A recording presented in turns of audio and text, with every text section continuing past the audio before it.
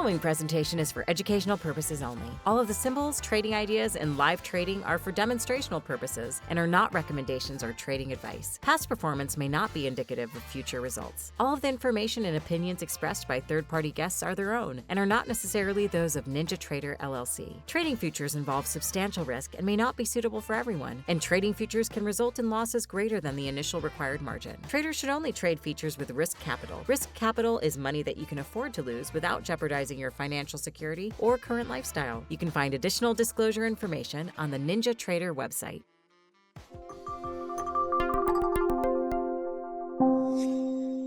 For this segment, Traders Workshop, where we like to bring in our NinjaTrader ecosystem partners, today is no different. One of our esteemed guests we've had on the old format of Traders Workshop, and now we're bringing him back in the new format of NinjaTrader Live. Founder of Traddictiv, really interesting analysis that is provided at Traddictiv. But the founder is Jose Blasco. Jose, how you doing? Coming back to the show. Hi, everyone. It's a real pleasure to be here, to be back, to be with all of you guys. And, I'm ready. Let's go. Yeah, let's do it. So, Jose, we have a topic for today. I think this is a great series of topics we'll be doing over the next few weeks. And it kind of is the thought process of trading. So if maybe we'll just get right into it and see how you approach trading and making decisions when you trade. Wonderful. Yeah. I mean, trading, one of the beauties of trading is that it could certainly be approached in many different ways. There are many ways on how to trade. But, if you have a mindset similar to the way I think about trading, to me, it's all about bringing in consistency of results, which implies consistency of action, because in my mind, consistency of results with random action would not be possible. So I always think about, I want to be consistent with results, let's have consistent action. And in order to have consistent action, then the formula is to be systematic, to have a step-by-step, rule-based type of process, right? And so in a nutshell, to me, every time we are analyzing a market and planning on a trade, there are two steps you cannot miss. For sure, we can break them down and we may end up with a longer list than only two steps, but overall is two steps. And today we're going to talk about step one, right? Which is basically to understand which is the right side of the market in which to be. Should you be long or should you be short? Putting on the side entry prices, exit prices, scaling in, scaling out. Before everything, when you analyze a market, in my mind, you should have a systematic way to decide if it's time to be a buyer or if it's time to be a seller. That's, to me, step one. Yeah, and Jose, to me, that's like when you leave your house in the morning, you kind of have to know which direction you're going, right? Yeah. Before you step out the door, you have to know where you're going and which direction that is. And, for a lot of people, that routine is normal, right? Hey, I'm going to the same place every day because I'm going to work, right? But that doesn't always happen, right? Weekends, you have different things to do. So you just don't blindly go outside and start driving. You have to know where you're going. And it's kind of the same thing with trading, right? Exactly. So yeah, following with your analogy, maybe you thought you were going somewhere, but when you came out and you look at the sky, it's raining and you decide to go somewhere else or not to go anywhere. Or maybe it's sunny and then you decide to go where you were planning to go. So in trading is the same. Sometimes you have a market condition where, you want or you plan to do a certain action, but maybe there is no profit margin, or maybe the market is too volatile that day or not volatile enough that day.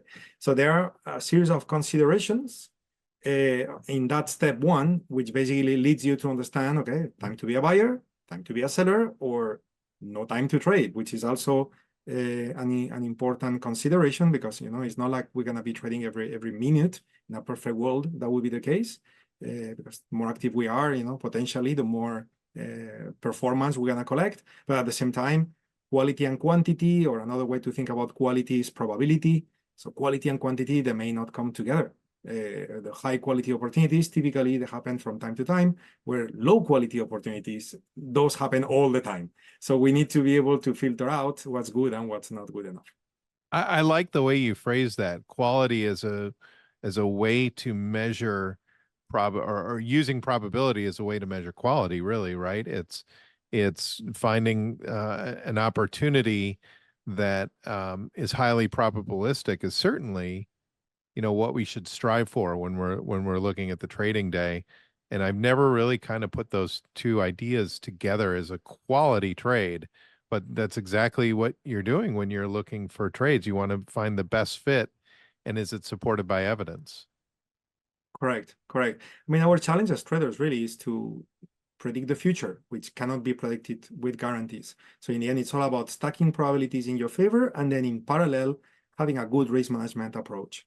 That way, when the prediction was not accurate, then we don't get badly hurt. And when the prediction was accurate, then we profit the most as possible. Therefore, we end up combining, the three key elements, which is the probability of success with the size of the winners as an average when we're right, with the size of the losing trades when we're wrong as an average. And then we come up with a formula that basically tells us what is our expectancy when it comes to, is our methodology making money consistently or not? And that's to me, in a nutshell, what being systematic means. And it all starts with that step one, knowing where you're going, as you said, and what's the weather today? Am I going to do what I was planning to do, or maybe not? Yeah, I think it fits your background so well. I know you've got a very analytical, logical, technical background with, your previous job, career. Let's call it a career, right? And then transitioning to the trading workspace. I think it's just naturally finding this kind of approach. It's probably like falling out of bed for you, right? Yes, it becomes muscle memory, like everything in life, when you repeat, so it becomes muscle memory, it becomes effortless. But in order to develop that skill, because in this case, the repetition leads to a skill building consequence more than only knowledge.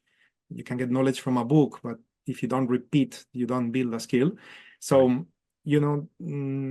Because trading involves money, etc., etc. So there are many emotions attached to trading, and therefore a key ingredient for success is also to be confident. And, it helps, at least to me, we are all different, I guess. We all have a different mindset in a way or another.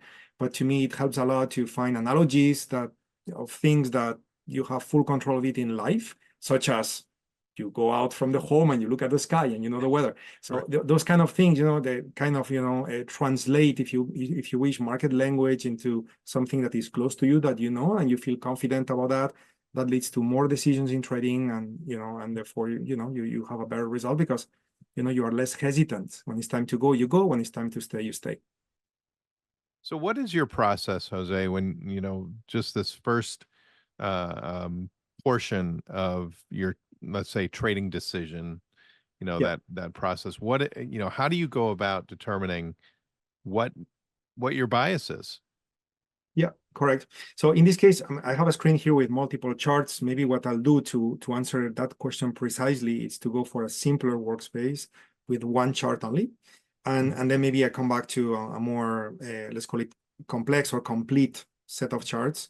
What I have here is a 15-minute time frame of gold futures. It could be any other market, but that's the one I have at the moment. And again, there are many ways on how to assess a market condition, especially depending on your techniques, including your belief system. Maybe the trader is a fundamental trader and has been listening to the Fed speaking today. Maybe the trader is a trend trader. Maybe the trader is a counter trend trader. Maybe the trader is a Elliott wave trader. Again, there are many ways on how to on how to determine what your market condition based on the techniques you use in trading. Mm-hmm.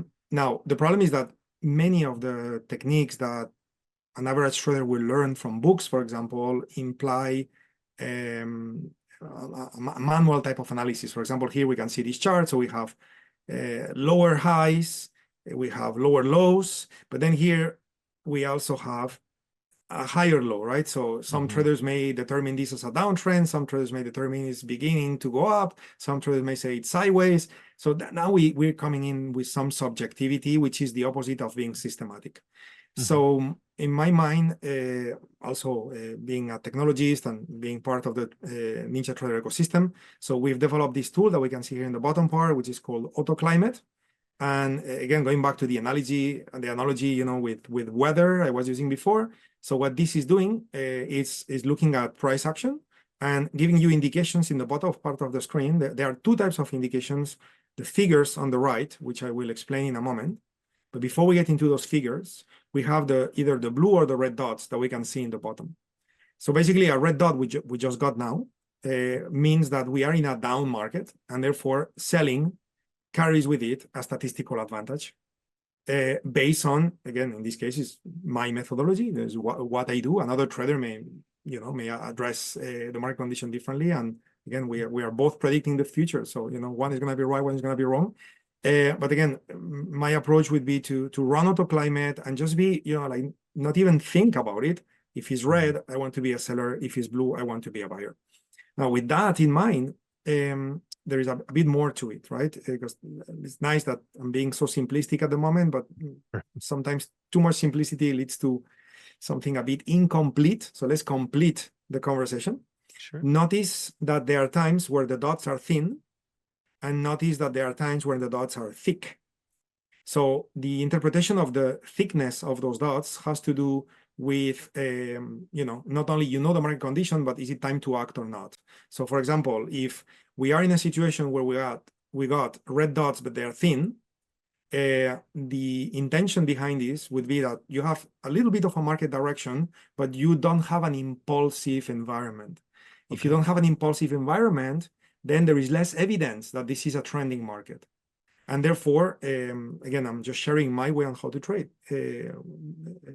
which doesn't need to be like that exactly, but in my way. So I would wait for the thick dot, because now I do have evidence of an impulsive environment, and I would consider, the tool considers that probabilities are stacked in our favor in a greater way to be short.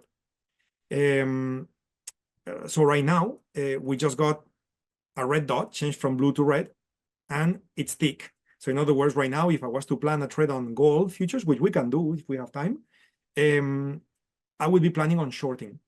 Okay. Now, there is something else, which is the fact that it's blue or red and it's thick or thin tells you a lot about what to expect in the future from a statistical point of view. But at the same time, nothing lasts forever. So just like, the old saying in Wall Street, which is the trend is your friend. And then some people will end that sentence by saying, until the bend at the end. So the question is, when is the bend going to happen, right? When is the trend going to reverse and change? Sure. And this is where we now add some additional calculations, such as the max distance and the count, which is telling you what is normal in a down market. So because it's a down market, I would only focus on the red values. So 1.23 ATRs, I will explain exactly what that number means in a moment, but 1.23 ATRs would be our definition of too far, too fast. So if a trending environment reached that level, the interpretation would be that while there is a trending condition and it just started and it's a thick dot and it's all confirmed and everything else, well, the fact is that the market is moving too far too fast. And because it's moving too far too fast, it's probably not sustainable. So then you pass. Okay, it's like you went out of the house, you want to go to that place, and it's rainy, so no trade. Even though you had a market condition which is defined, if you reach that value, the market may not be sustainable because it went too far too fast. That's what we mean with max distance. And then the count, yes, go ahead. Jose, real quick. What is that being compared to? So the 1.23 you mentioned ATRs, average true range. Yeah. Is that off of a kind of an index of like one would be normal, and because we're at 1.23, and it might be less, right? It could be less than one, or let me switch to another market because unfortunately there is a gray line showing up here in the bottom part, which brought this number to 0. So this is actually not an ideal example. It was a few minutes ago, but not now. So let me switch to another futures market, for example, this one, and we will see this much better. So in this case, we are looking at crude oil futures. In this case, we have a blue and thick dot. So initially, we would conclude you want to be a buyer, you have a statistical advantage to be a buyer. But now, here I'm going to focus on the blue value. It's not 120 something, it's 0.97. Each market is different, right? So in this case, 0.97 is our definition of too far, too fast. Okay. Now 0.97 what? 0.97 ATRs away from an average. Okay, that's what that number means. Yep. And in this case, at the speed at which this market is moving, we've moved 2.08 ATRs away from an average, where a 2-star deviation of what's normal, it's 0.97. In other words, this is kind of like a 4-star deviation of increase of volatility. Right. So this is definitely a case of too far, too fast.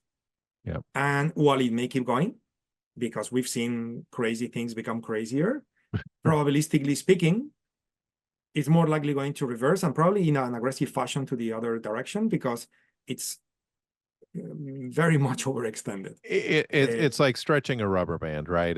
You've stretched that rubber band as far as, well, farther than you have in a while, and if you let go, it could snap back and go the other way. Correct. So when assessing my step one, in this case, I would pass. I would not trade crude oil because I got a contradiction. Here it says go long, and here it says too far, too fast. So I would be like, okay, so I'm going to find another opportunity, or just since I'm using a 15-minute time frame, just wait another 15 minutes and see what's happening in the next period, and then be ready to plan a trade. Then on the right, we have the count, which in this case is also not favorable. Why? Because a normal duration of a climate on crude oil futures on a 15-minute time frame to the upside is 5 candles at a time. So each wave on the way up statistically lasts 5 candles, and each wave on the way down statistically lasts 8 candles. But in this case, we've been moving 11 candles on the way out, which is more than what's normal. And normal is a 1-star deviation, which is normally if we're mathematicians, we would call that normal. So in other words, we have a situation here where market is moving in a way that is not normal, and therefore potentially not sustainable. So if I was getting ready to trade crude oil, my answer to this potential opportunity would be to wait, because this market condition is not normal, therefore less predictable than the situation that is within statistical parameters which are normal. Yeah. So what do? Well, you go for another market. For example, we can look at the Dow Jones futures, for example. What do we have here? So here we have a situation where we have blue dot, thick. So I want to go long, but too far, too fast is 108. We reached 2 ATRs, which is more. So normal duration 6, we reached 7. So this market climate has lasted longer than normal and has stretched more than normal. Okay, so same as crude oil weight. That would be the conclusion. So another way to look at this is, yes, we've got kind of bullish conditions, but it's been bullish for too long compared to its history, right? So the probability that this could retrace or turn around is higher because we've been so extended, and we're exceeding that window of kind of normality of how many bars we're used to being up, which is 6. Now we're at 7. Anything past 6 is considered maybe higher probability for a turning point. You're correct. You're correct. That's exactly it. And the beauty with the platform with NinjaTrader is that you can also have all these analysis put in a table format. So here, for example, I'm going to zoom in. So we have multiple futures markets: NASDAQ futures, S&P futures, Dow Jones futures, crude oil, gold, and the Euro futures. We also have some Forex and crypto there, but I'll focus on futures for now. And so we can see that, for example, this climate is sensible. 7 out of 8.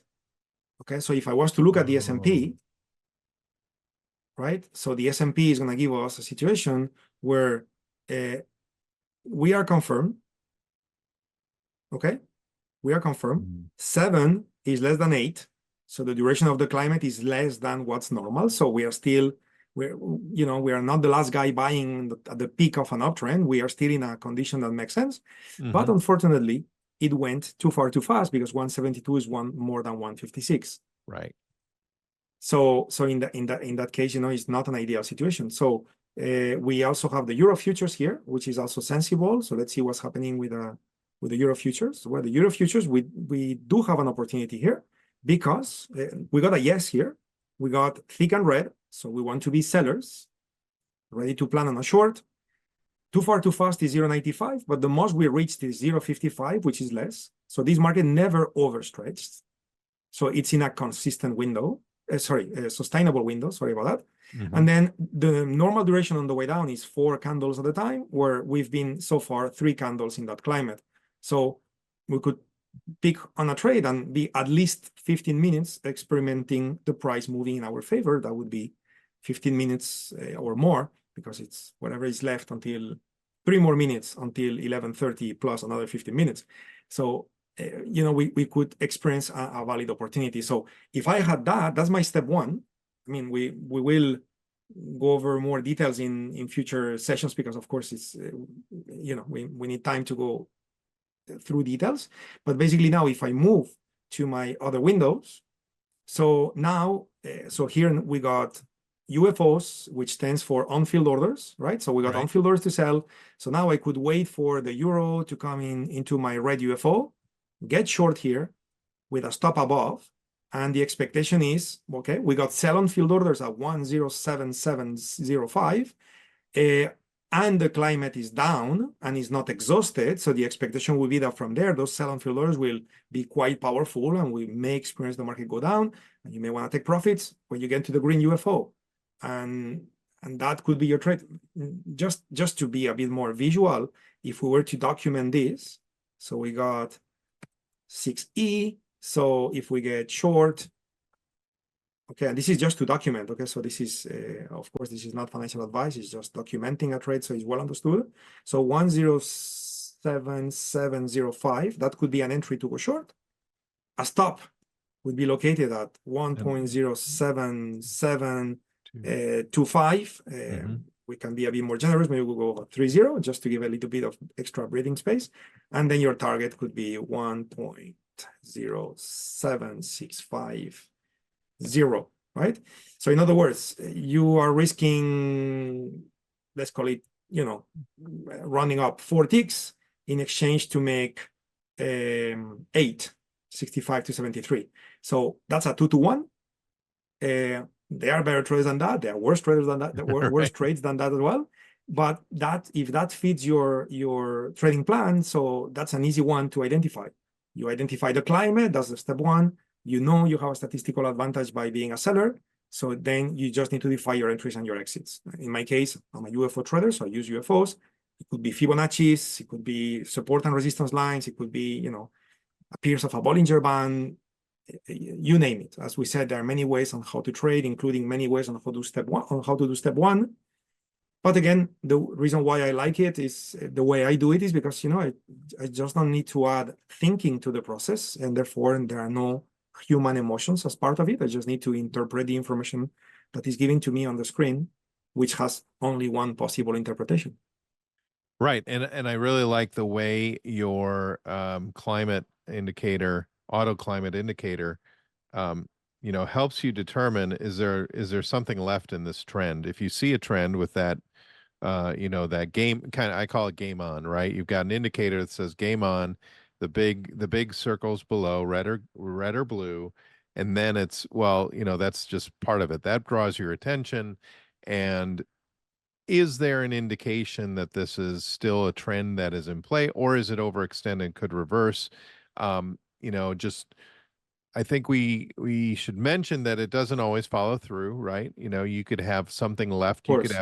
You could have the current value be, much less than the kind of extreme 2 standard deviation value, and it still might reverse, early and all that. But that's to be expected with any indicator, right? Past performance not indicative. I think what this is doing is this is loading, just saying, hey, there's something left in this trade. Would you rather participate now, or are you going to wait till it gets extended? You're not going to wait till it gets extended, so let's not even consider it. So that's what I really like about putting those pieces together, and then putting it in a market analyzer is so cool, right? Because then you can compare everything else, right? Saves you time as well. It's like, like I have a radar, you know what to do. You don't need to go from one chart to another and spend time. And I You love just know. going from chart to chart. I love looking at charts, especially when they're cool indicators. But you're right. You don't have time to go through, especially with what the futures market gives you. You can participate in different asset classes, Correct. but it helps you focus on what's important. Yeah, and again, probabilities is a reference. That's what it is. Again, we're the challenge of a trader is to predict the future, and that can never be done with guarantee, right? No one knows the future for sure. So Right. it's all about having a solid reference that brings you an edge, that is meaningful, that serves you well. And there's nothing like probabilities for that. So now, of course, probabilities are there to be sometimes respected, more often than not. That's why they're probabilities, but also violated. Like here we can see examples of good and bad. So for example, here we got a blue dot, right there at 115, we got a blue dot. Every time we got a blue climate, statistically speaking, it should last 4 candles. But guess what? The next one became a red. Right. So that was a complete failed climate, even though probabilities suggested this was going to happen, it didn't.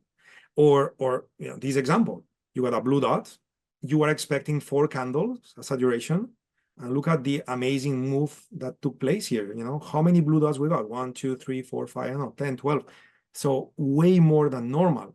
So again, the real market conditions will be fluctuating above and below what's normal. But using normal as a reference, I think, at least in my mind, is a very good starting point, because what are you going to use as a reference if it's not what's the one thing that happens the most often, which is what's normal, Right. It's in the middle of it's the literal definition of normal, right? Exactly. Jose, this has been much too quick. We're up against time. How Yes. can people find you? Either on the ecosystem or in the socials? Where can people find you if they want to continue the conversation with you? Yeah. So we have a website right here. The website, you can see the website maybe better here because you can read the URL with a bigger font, www.tradewithufos.com/apps. This is where you can find some of our apps. There is also training. There is also access to a forum where questions can be posted. I'm going to share my email address as well here in case anyone would like to contact me directly. More than happy to help committed traders that have trading questions that are passionate like us. And in parallel, of course, given our collaboration and the fact that it's obviously a pleasure being part of everything that you guys do, and the community is full with very serious traders. So also happy to help the community. And in this sense, one of the tools, I didn't really explain it today, but it's the UFO tool that I mentioned. So there is one way to have a 1 month free using this coupon code on our website. And also for the ones that may already know our tool and maybe they would want to use it in a yearly basis, they could also benefit from a 50% off. Yeah. Very generous of you, Jose, to do that. Hopefully, our viewers can check it out at the website below and reach out to Jose. Of course, very great instructor from your reputation and dealing with you both. We know that about you, Jose. So thank you so much, Tom. Thank you for coming on, and we'll do this again in a couple of weeks. We'll look at step 2 of Jose's process. I can't wait. Looking forward to it. Thank you so much.